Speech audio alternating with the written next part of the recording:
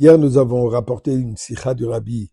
Pourquoi Am Israël a attendu 14 ans en arrivant en Eretz Israël avant qu'ils ont amené les bikurim, les premiers fruits à Yerushalayim?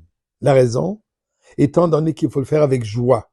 Dans le pasuk dit, Vesamach, il faut être joyeux.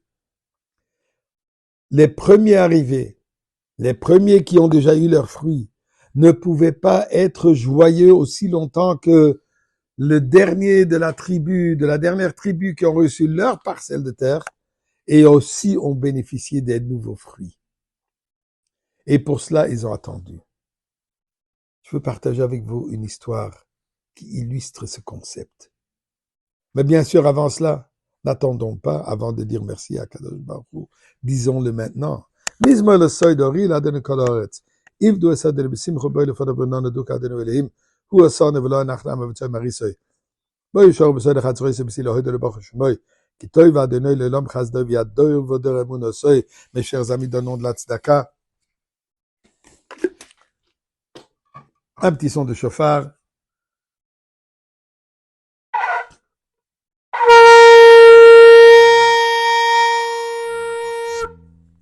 Et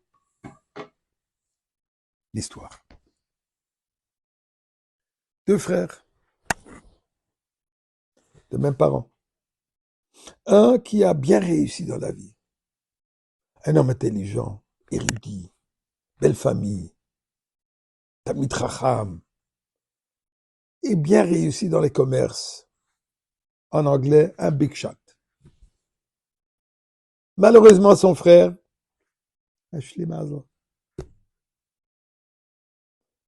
Parnassat difficile, la santé précaire, la famille, une fille, Baruch Hashem pour ça. Pas parmi les plus intelligents, pas parmi les plus érudits, un homme. Au Québec, on appelle ça un peu plate. Il va marier sa fille. Il voudrait absolument que son frère participe, vienne à ce mariage. Mais malheureusement, son frère lui a répondu, écoute mon cher, je vais t'envoyer un cadeau pour le mariage, bien sûr, un beau cadeau.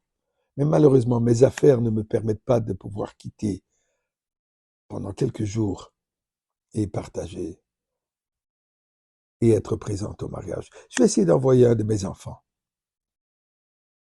Très déçu. Il en parle à leur père. Et leur père qui écrit une lettre à son fils, le big shot, comme je disais. Mon fils, je suppose que tu dois réaliser quelle joie nous avons que ton frère marie sa fille. Et voilà, j'ai une offre à te faire. Si tu viens en mon honneur, en notre honneur, ton père, ta mère, je vais payer toutes les dépenses que tu auras pour ce mariage. Juste donne-moi le montant et je te rembourse. Le fils est touché par le fait que son père lui envoie ce mot. En plus, l'offre de payer pour toutes les dépenses, comme même un homme d'affaires, il arrive. Meilleur hôtel, bien habillé, beaux bijoux pour toute la famille.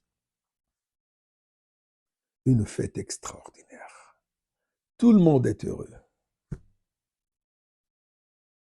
Le surlendemain du mariage, le fils dit à son père, écoute papa, j'espère que tu n'attends pas que je reste pour tous les chefs de brachot. C'est trop pour moi, mes affaires vraiment ont besoin de mon attention. Mais ça va, non. Merci d'être venu. Quand est-ce que tu as l'intention de quitter? Demain matin. À quelle heure? Départ à 9 heures. Tu sais quoi? Bien quelques minutes avant 9 heures, on va se dire au revoir. Le fils y pense quelques minutes pour faire les comptes et tout ça, mais il fait confiance à son père. Tout sera beau. Le lendemain matin, 9h moins 10, le fils arrive. Et le père qui le remercie d'être venu. J'apprécie l'effort que tu as fait. Et bon voyage. Et il lui prend quelques sous pour Shliach Mitzvah, pour le voyage qu'il donne la tzedaka quand il arrive chez lui. Le fils, il est un peu déçu. Il dit, mais papa, est-ce que tu ne m'as pas fait une promesse? C'est pas que j'ai besoin d'argent, mais tu es un homme de parole. Et je veux pouvoir toujours te respecter comme un homme de parole. Il dit, est-ce que tu as lu la lettre que je t'ai écrite? Il dit, absolument. Tu m'écris dans la lettre que si je viens en ton honneur, tu vas me rembourser tous mes dépenses. Et les pères qui le regardent. Tu as manqué un mot. Je t'ai écrit si tu viens en mon honneur et l'honneur de ta mère. Tu n'es pas venu pour l'honneur ni de ta mère ni de moi.